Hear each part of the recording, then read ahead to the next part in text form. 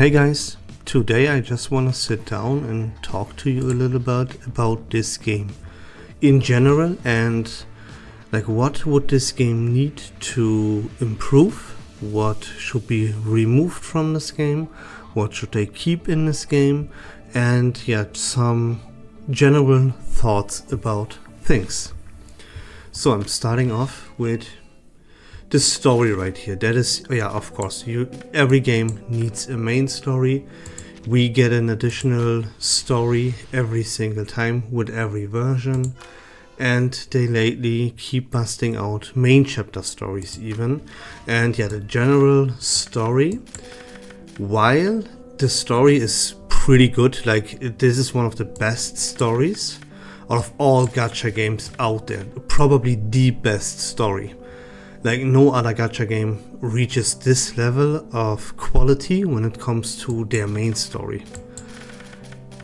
But as I already also mentioned in the past, is that there is a whole bunch of filler in this story.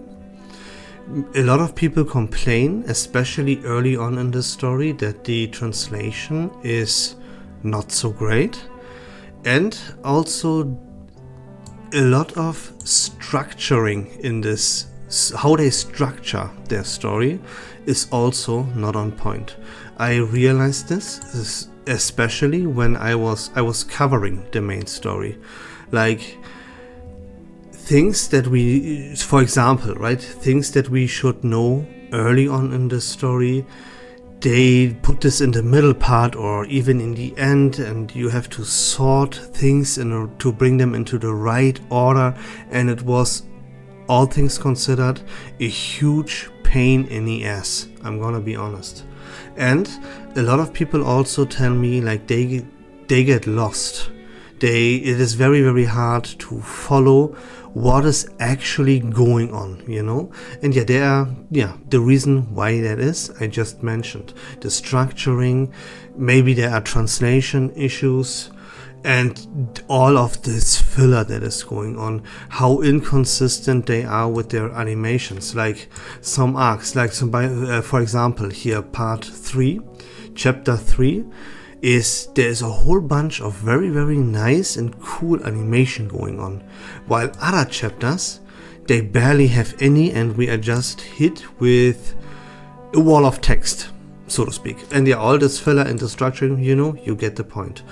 Overall though, if we look at the full picture, yeah, then the story is pretty amazing, and they do a very, very good job with that, I would say.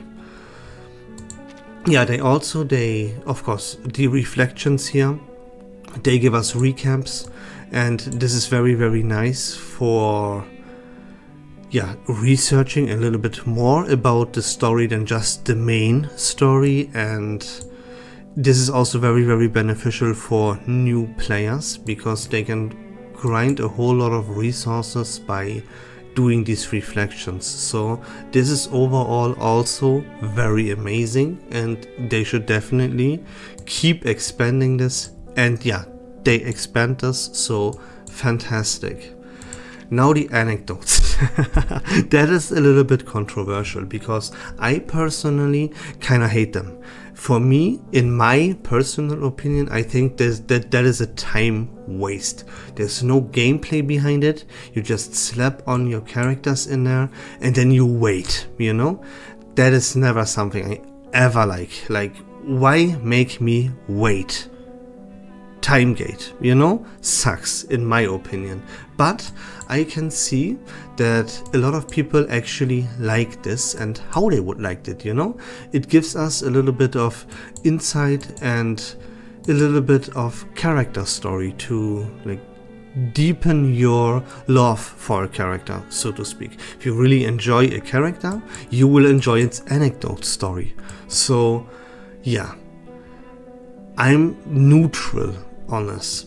It can stay, they can expand this, but yeah, again, like they shouldn't waste too much time on it, and they shouldn't give us an anecdote every single version, in my opinion, because yeah, like they write the whole bunch of story, they give us some animations there and yada yada, you know. I don't think this is very healthy, but I don't think they should remove the anecdotes, because a lot of people love stories. So yeah, I mean, keep them, but slow down a little bit when it comes to these anecdotes, and rather spend your time developing like actual content that has gameplay, you know.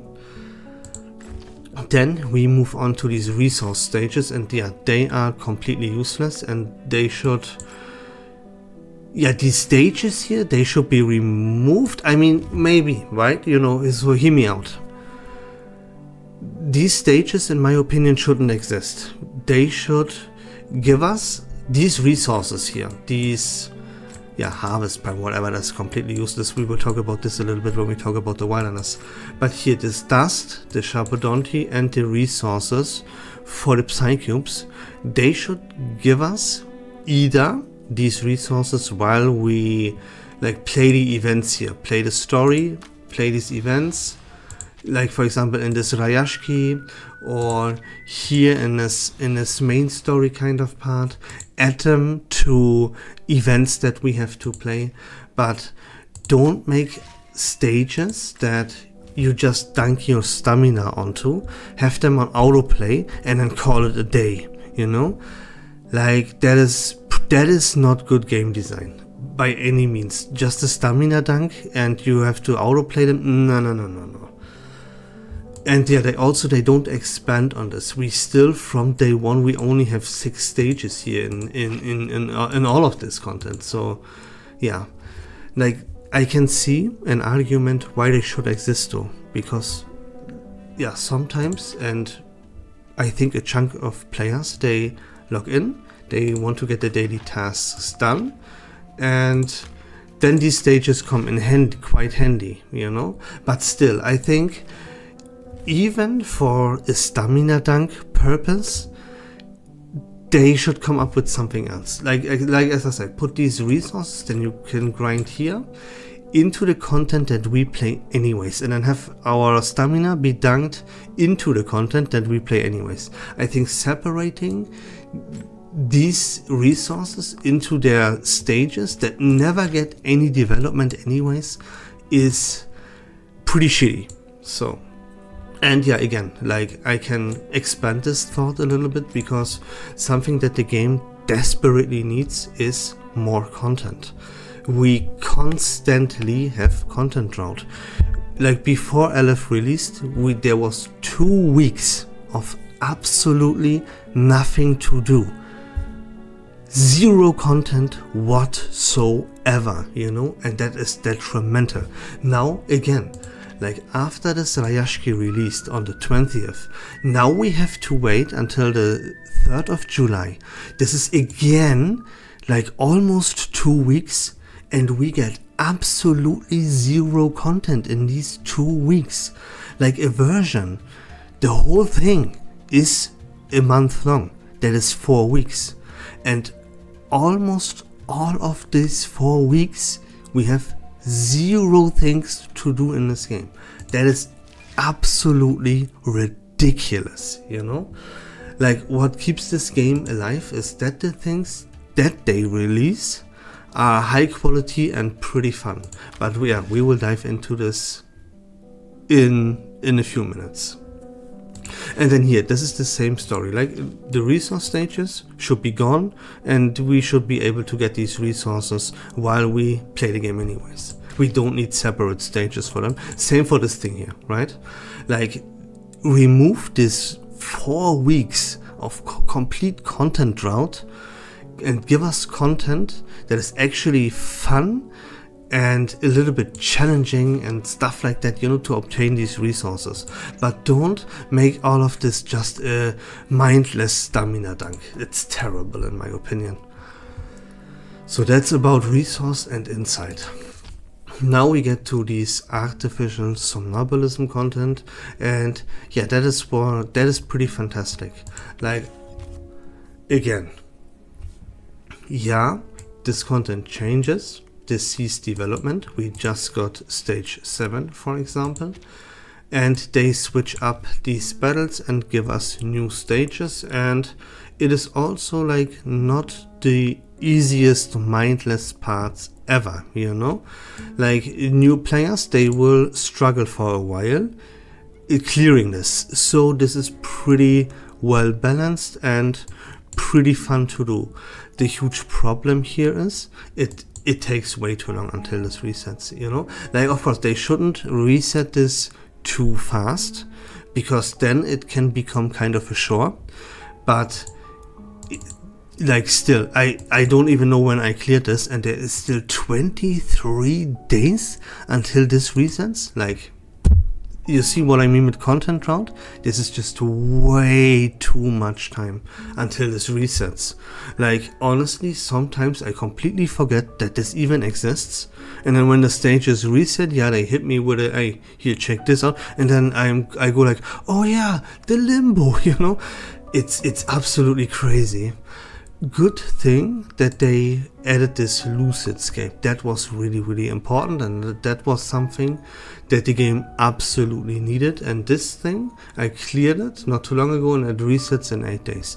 Like, it saves the artificial somnambulism as a whole a little bit, because here is more content. And then, yeah, there's another thing that they do. Now, for this specific gameplay mode, the lucid scape, how they handle this is pretty good, because the resources that everyone wants to obtain from this, they are rather easy to obtain. Not too incredibly easy, but rather easy to obtain. Everyone should get this done, unless you are like completely new, right? But most players will actually get this content done.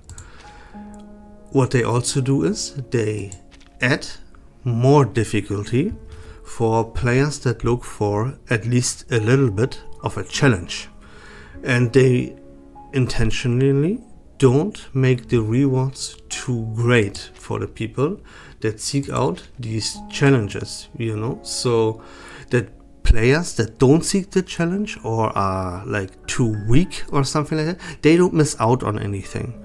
But the people that want to clear the content, that want to invest time, and that are strong enough, they get a little bit of a challenge, you know. So overall, fantastic content, and very great how they handle this and designed this.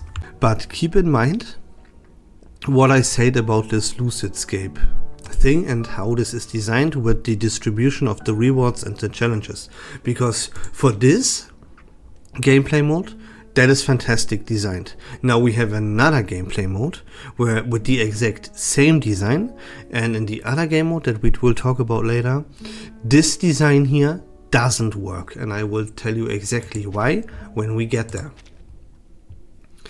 Now the 3 doors here, I mean, I don't think I need to tell you enough. You will already be aware that most of the player base absolutely hates this kind of crap. Puzzles are a good thing. They hit us with some kind of puzzle every single version, and they're very creative when it comes to this puzzle type of content, and it's pretty fun, you know, and they're very well balanced. It's good content. This one here, this is how you not do puzzles, so, and yeah, everyone agrees. I have never met anyone or ever saw anyone talking positive about this kind of game mode right here. And yeah, I absolutely agree, and good thing they do not upgrade this gameplay mode here anymore. The last update is this, I can't even remember when the last update here was. It was ages ago, and that's a good thing. They should just leave it here and yeah, never care about it ever again, because everyone hates this shit for a very good reason.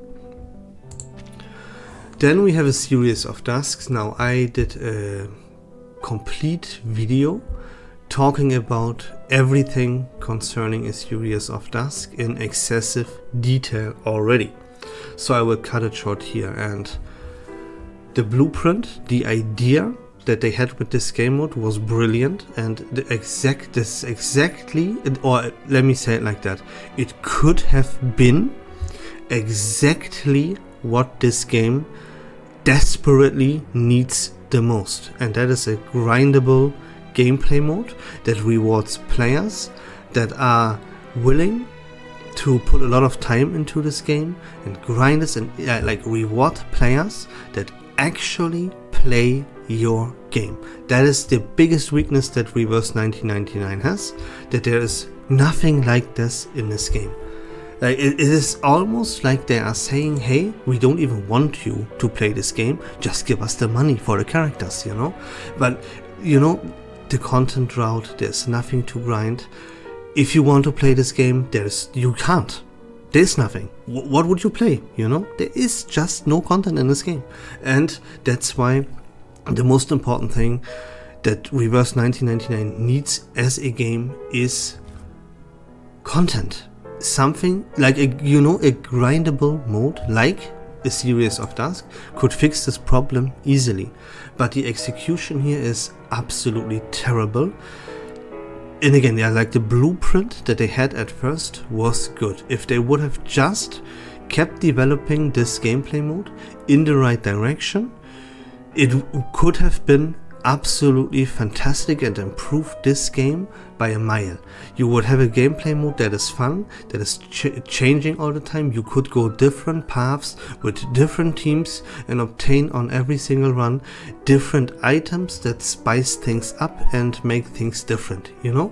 But what this actually is, it's a bloated mess. It's boring, it takes way too long, it's still pretty much almost always the same, and it's kind of a bump simulator, you know? On your journey you will find useless, instead of like actually interesting items that spice up the run, you get completely useless trash that you can't even sell and get a few bucks for, you know? So, I mean, yeah. I've talked about this in great detail in the past. I've already talked about this right now for way longer than I wanted to. So let's move on. This is though completely terrible. Right now it's dead. You should never care about this ever again. You either come up with something completely new that is grindable and rewards players that play the game or not, or you rework this. But honestly, just scrap it, come up with something completely new at this point. Then we have Reveries in the Rain. Yeah, that is one of the core contents in this game.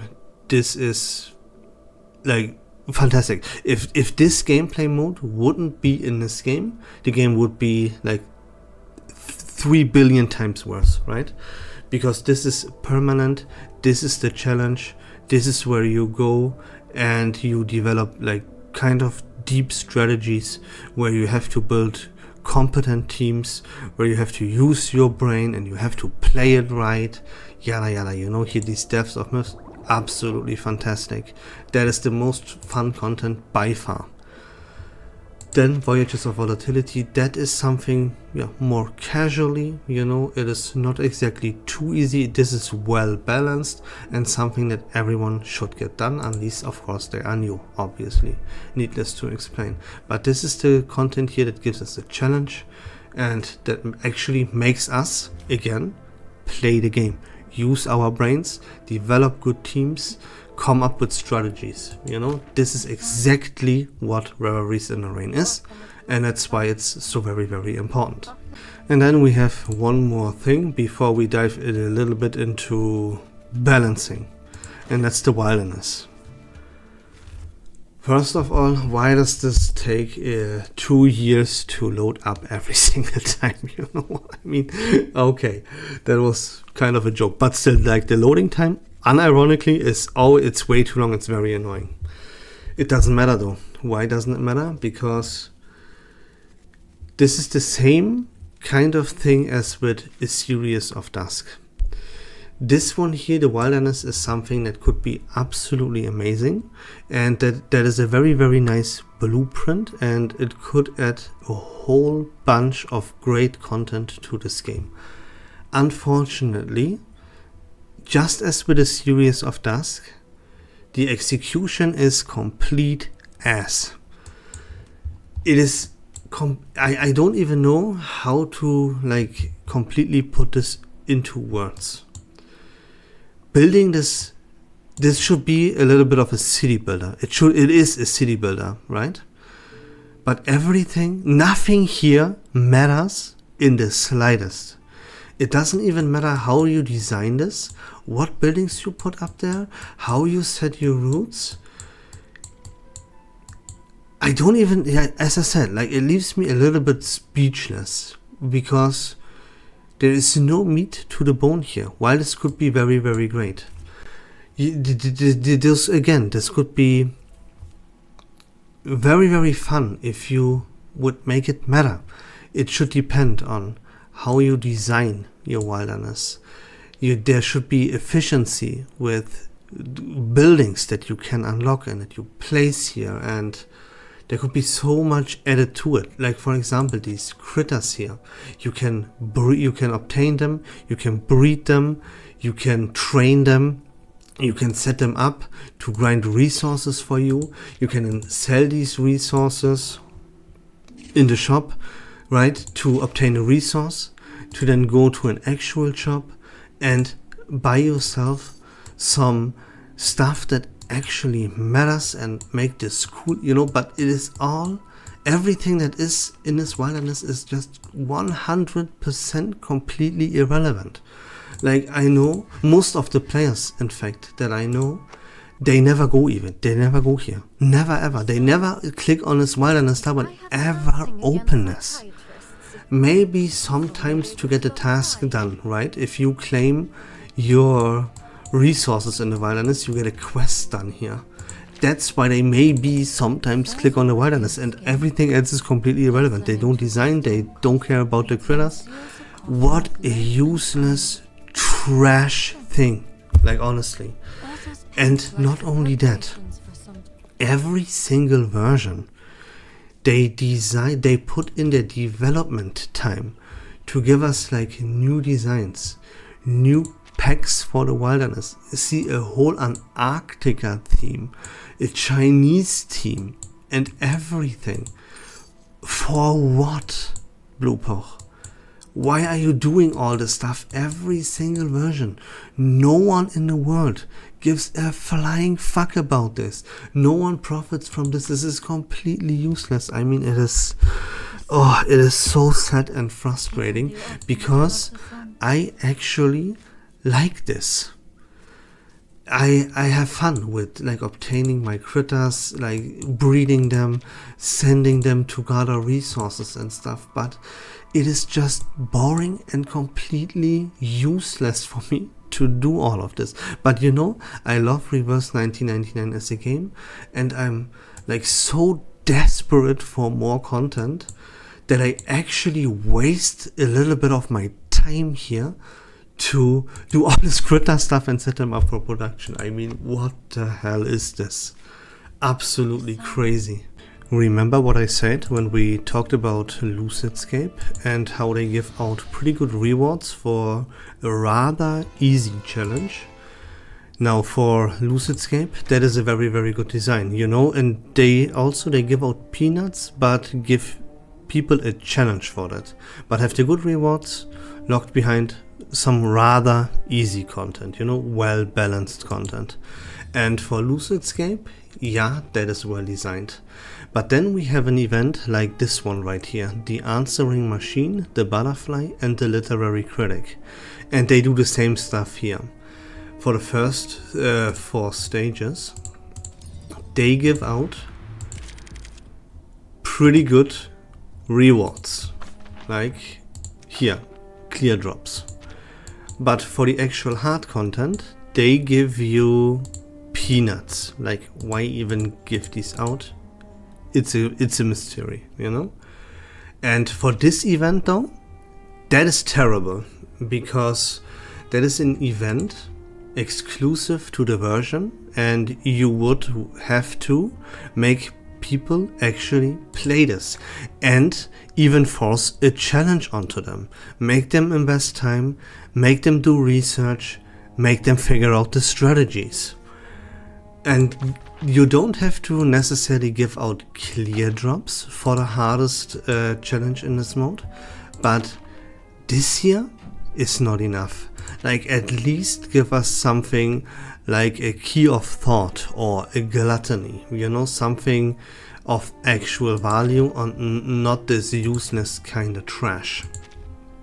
Also, why this is a good design for Lucidscape, but not for this event, the answering machine here, is that if you would give out very, very good rewards, or like rewards that matter for an event like Lucidscape and force a very, very hard challenge there, that could be counter-argued with this would be pay to win, you know, because you use your actual characters and your actual teams. But for an event like the answering machine, this argument would be completely irrelevant. Here, you don't use your characters, there is no spending money to get an advantage, and everyone is on equal footing. So here, it makes sense to force the actual challenge.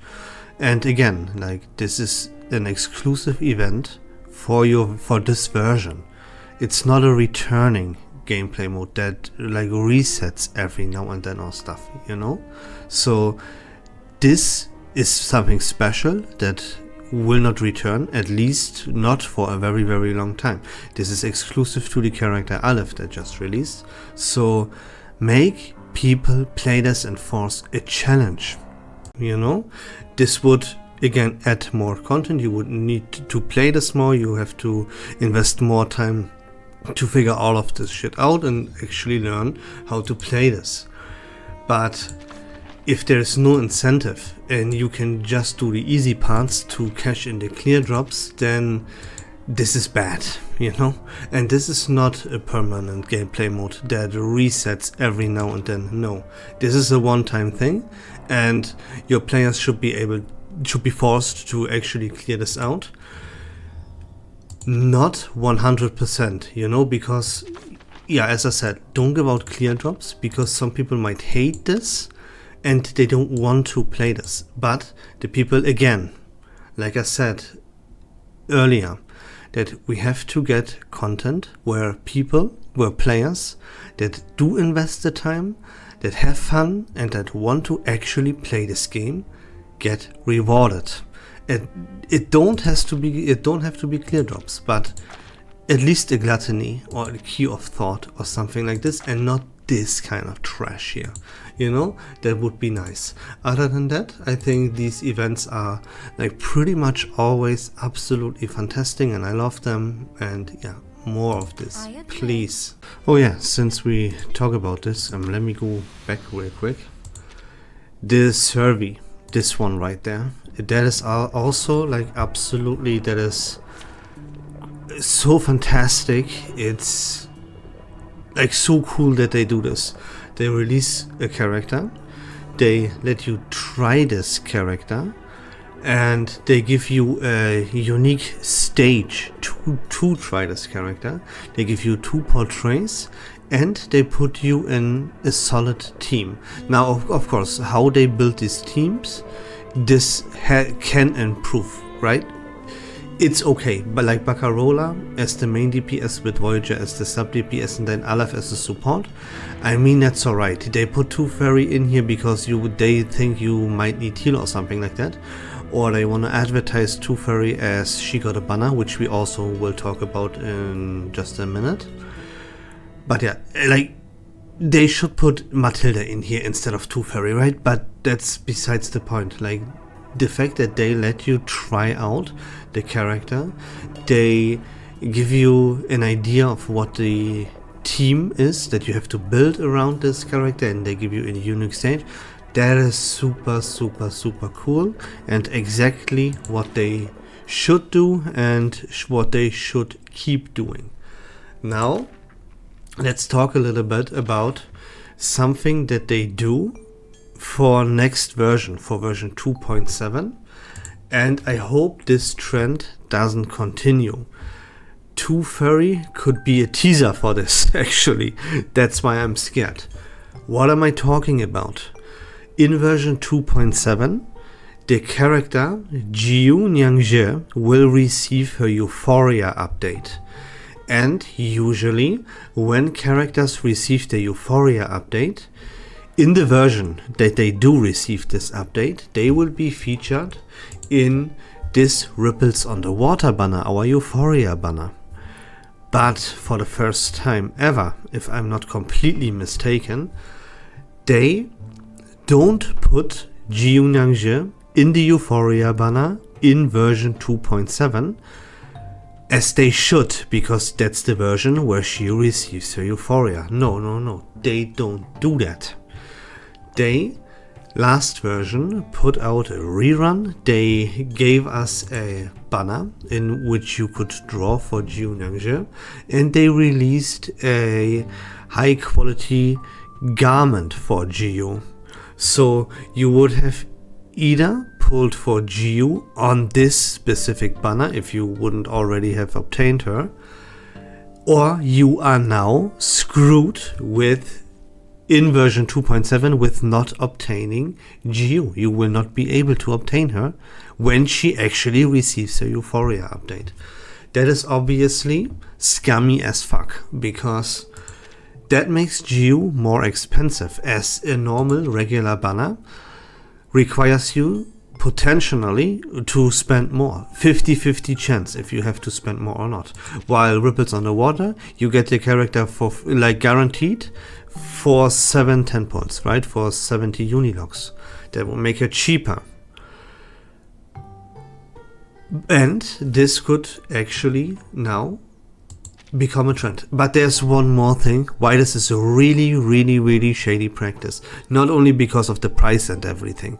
Also, like, I know for a fact there are players, a pretty huge chunk of players, that avoid spoilers. They do not check out the information that we get from the Chinese version, right?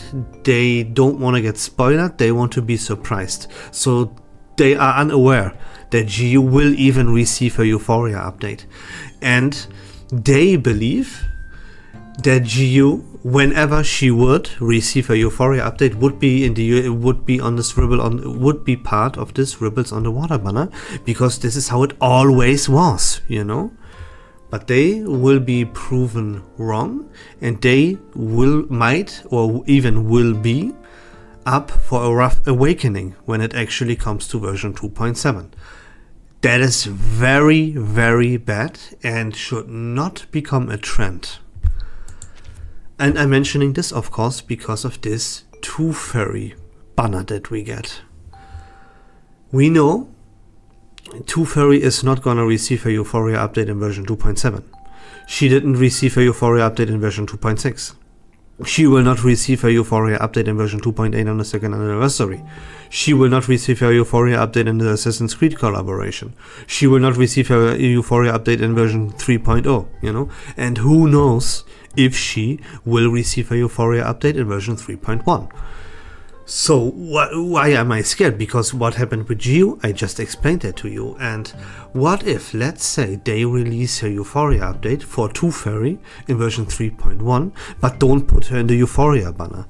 That would make you be screwed if you don't pull on this banner right now, because then when Tooth Fairy gets her busted Euphoria update, you don't have access to her and you don't get her in the Euphoria banner, you know? I pray that this will be a one-time thing and it will stay unique to Junyang. I hope they realize that that was a big mistake and you piss off, like, yeah, let me say, like 10%, 20% of your community, and that is never something you would ever want to do. So we can just pray that this will never happen again. And the last aspect of this game that I want to talk to you a little bit about is balancing. Now, of course, they give us the Euphoria updates, which is absolutely brilliant. They don't forget about quote-unquote old characters. They handle the power creep fantastically, like an absolute masterpiece. Again, this is one of the core strengths that this game has. They don't leave the old characters behind, and they buff them so they become relevant again. Put them into like top tier teams and stuff. And not only just that, right? They also make sure that they give us a very, very good and very reasonable banner, so that everyone who didn't pull them in the past has now a chance to pull for them for a very cheap and reasonable price, so that they don't miss out because they didn't pull for the character in the past that they didn't know would get buffed in the future, you know. So the Ripples on the Water banner is an absolute blessing. The Euphoria updates are a thing of beauty and make this game much, much better, right? Fantastic job. There's just one problem with it though, because if you every single version, like again, let me start somewhere else. Let me start with these Euphoria updates. They buff old characters, right? So you should be quick with that, so that all the old characters, they get the Euphoria updates pretty fast, so that the balancing makes every single character, at least all the 6-star characters, somewhat viable, you know? Of course, there will always be a meta, there will always be characters that are better than others. That is not what I'm talking about. Somewhat viable, the old characters. For example, what is DK? Completely unplayable, no one uses her and will never use her again until she receives her Euphoria. And there are a ton of characters like that. Sonetto, what the hell? Unplayable, garbage, trash, never gets used in any content whatsoever. Tooth Fairy, you know? The list is very, very long. And they don't do it fast enough. You have to catch up with these Euphoria updates, and you cannot release 2 characters every single version and then only give us 2 Euphoria updates every single version. You will never catch up. You will never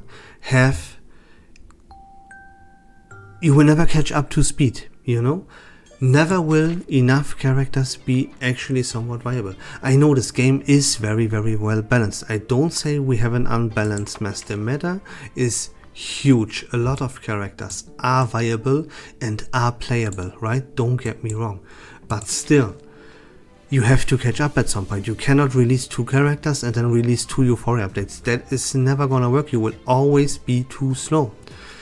And I know I hope at least they take care of this from version 3.0 and onwards, because in version 3.0 we know we are getting 3 Euphorias, one for Druvis, and then Getian, and who was it?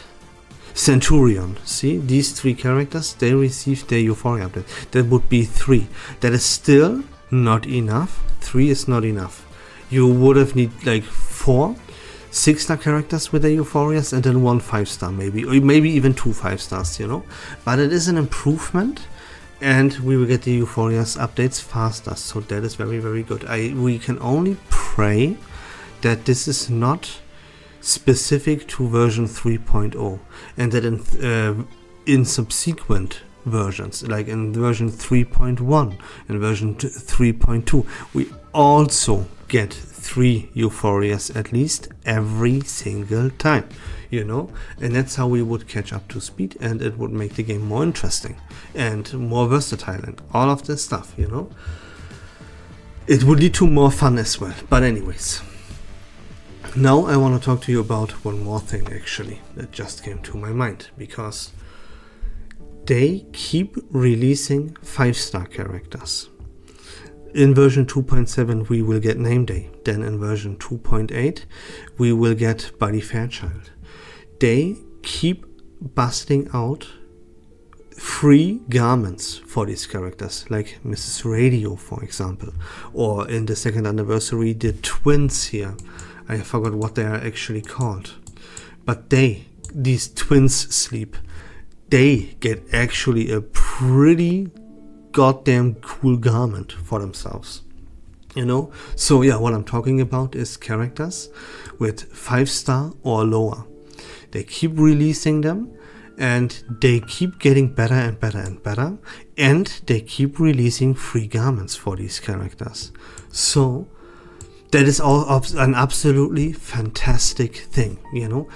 5-star characters and below, they are even viable in the most difficult content in the game with Reveries in the Rain, because they have some of them at least, most of them I would say, have unique abilities to themselves.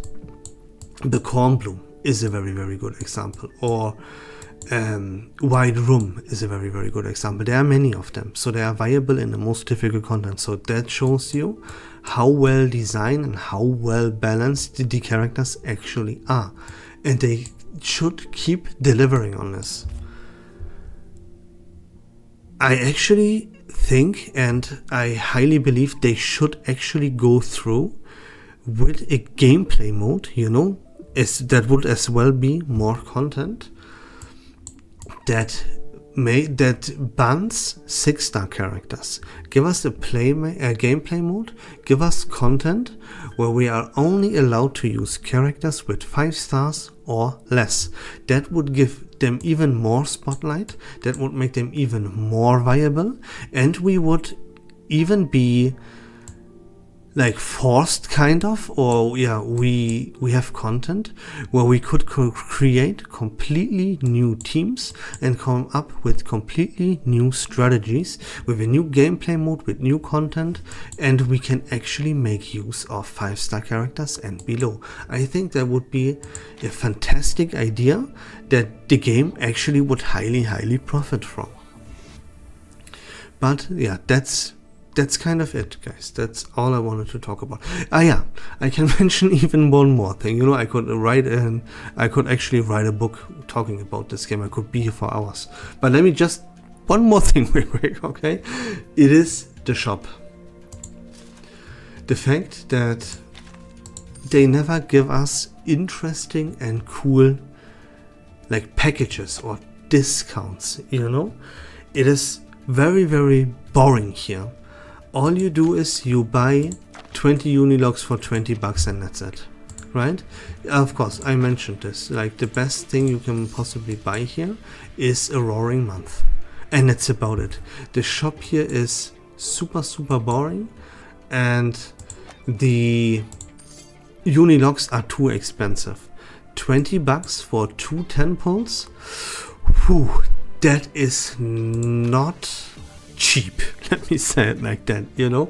You could argue you flush 20 bucks down the drain because you will not get anything out of these 20 Unilogs, and I wouldn't blame you for actually saying this. So give us exciting stuff in this shop and cool discounts, you know. Make us hype and make us want to spend money in this game. On the other hand, of course, like these garments here, they are very cool. They are very high quality with nice animations, and I would argue like they are actually pretty cheap. So not everything about this shop is trash, right? But you should make it more exciting and give us cool discounts here and there to not only make your player base happy with that, but also give us an incentive to actually spend money, you know. I'm just saying. But yeah, don't get me wrong, this was kind of a rant, but yeah, I mean, you should be aware. Like, I love this game, we love this game, and it's a masterpiece, but it has weaknesses and they should be addressed by someone, and I just did it. I gave you my thoughts about everything. You can agree or disagree, right? It's all cool. Let's stay friends still, even if you think I'm tripping or something, right? It's all cool. So that was it for the video, guys. Let me know what you think about all of this in the comment section down below. Be nice though. Don't don't bark, okay? Like, keep it cool. And that's it for the video, guys. Like, if you like Reverse1999 content in general, please consider leaving a follow on my channel. I would really appreciate that. But until next time, take care of yourselves, have a great day, and never forget that no matter what we say, we love this game.